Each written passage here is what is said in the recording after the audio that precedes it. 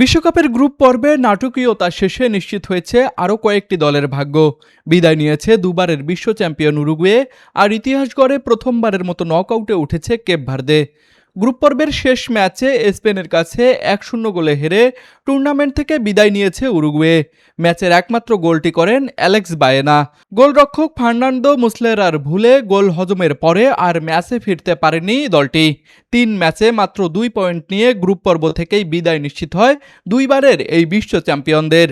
অন্যদিকে সৌদি আরবের সঙ্গে গোলশূন্য ড্র করে 3 ম্যাচে 3 পয়েন্ট নিয়ে ইতিহাস গড়ে প্রথমবারের মতো বিশ্বকাপের নকআউট পর্বে জায়গা করে নিয়েছে কেপ ভার্দে।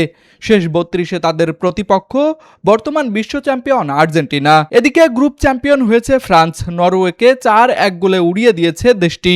ম্যাচের নায়ক ওসমান দেমবেলে মাত্র 32 মিনিটে হ্যাটট্রিক করে বিশ্বকাপ ইতিহাসের দ্বিতীয় দ্রুততম হ্যাটট্রিকের রেকর্ড গড়েছেন।